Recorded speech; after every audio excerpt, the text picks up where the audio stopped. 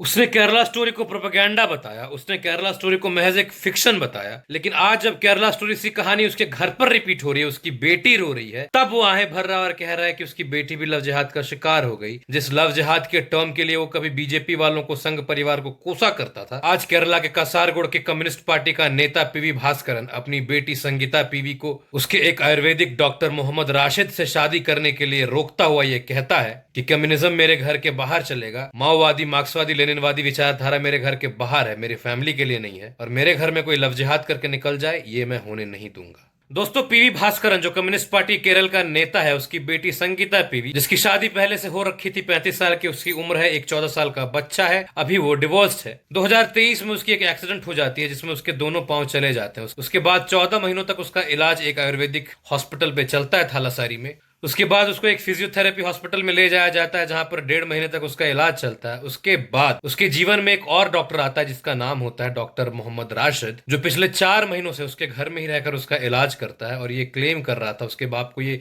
विश्वास दिलाया कि वो उसकी बेटी को पूर्णतः ठीक कर देगा। लेकिन इन 4 महीनों में रहते रहते संगीता को उससे प्यार हो जाता है और वो उससे शादी करने का जिद करने लगती है। 21 अक्टूबर 2025 को पुलिस को एक लेटर में संगीता पीवी बताती है कि वो कम्युनिस्ट पार्टी के एक इन्फ्लुएंशियल लीडर की बेटी है, क्या इसीलिए उसको प्यार करने का हक नहीं, उसको अपना जीवन साथी ढूंढने का हक नहीं, चुनने का हक नहीं। और वो अपने बाप पर ये इल्जाम लगाती है, ये आरोप लगाती है कि उसका बाप उसको मारता है, उसका बाप उसके इंश्योरेंस के पैसे हड़पना चाहता है, इसीलिए। और सबसे बड़ी बात यह कि उसका बाप उसको धमकाता है कि कम्युनिज्म घर के बाहर चलेगा, घर के भीतर नहीं, मुस्लिम से तुम्हारी शादी में कदापि नहीं होने दे सकता। दोस्तों, इस बात को आप दोगलई से कम क्या कहोगे कि जो पीवी भास्करन 2022-23 में जब केरला स्टोरी आती है तब उस मूवी को फेक प्रोपेगेंडा बताता है। यह कहता है कि जब भी कोई एक हिंदू या क्रिश्चियन लड़की एक मुस्लिम युवक से प्यार कर बैठती है, उससे शादी करना चाहती है, तो ये संघ परिवार वाले उसमें अपना प्रोपेगेंडा साधते हैं, उसको लव जिहाद का टर्मिनोलॉजी यूज करके उस चीज को बदनाम करते हैं, प्यार के अगेंस्ट जाते हैं। आज जब तुम्हारे घर पे ये सारी चीजें होने लगी तो भाई फट गई तुम्हारी। तुम्हारे ही जैसों का एक फेवरेट शायर हुआ करता था भारत में, राहत इंदौरी, उसने कहा था कि लगेगी आग तो आएंगे कई घर जद में, यहाँ सिर्फ हमारा ही मकान थोड़े ना है।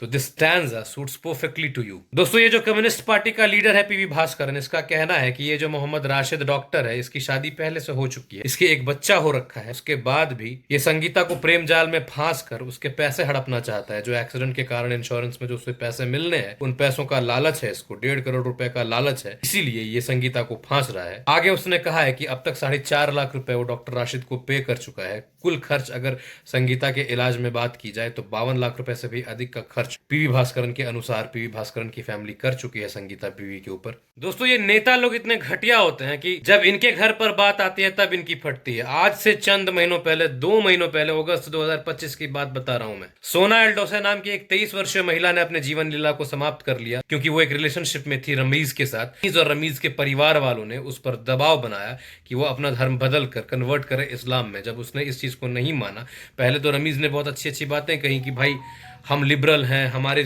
में ये सभी सारी थॉट्स नहीं चलते, हम केरला के एडुकेटेड पर्सन हैं। लेकिन जब ये क्लोजनेस बढ़ी, जब सोना एल्डोसे को इंट्रोड्यूस करवाया गया रमीज के फैमिली के साथ, तो फिर वही घिसी पिटी कंजर्वेटिव मानसिकता निकलकर सामने आ गई और उसके फैमिली वालों ने उस पर जोर डालना शुरू किया कि तुमको कन्वर्ट होना पड़ेगा। लास्ट में टॉर्चर होकर उसने अपने जीवन लीला को समाप्त कर लिया। अभी रमीज और उसके परिवार वालों को अरेस्ट किया गया है इसी लव जिहाद के केस में। लव जिहाद फेक नहीं है, लव जिहाद प्रोपेगेंडा नहीं है, लव जिहाद इस समाज की रियलिटी है, सच्चाई है। इसको मानो, नहीं मानोगे तो पेले जाओगे, खत्म हो जाओगे। जब जिसके साथ बीतती है तब उसको मालूम चलता है, लेकिन जब हम पहले आगाह करते हैं तो लोगों को लगता है कि ये तो बक रहा है, ये तो संघ वाला विचार वाला है, ये तो डिविजिव पॉलिटिक्स करने वाले लोग हैं। डिविजिव पॉलिटिक्स, जीवन लीला को समाप्त करके जब ऊपर जाओगे ना, तो ये डिविजिव पॉलिटिक्स तुम्हारे प्राण में घुस जाएगी।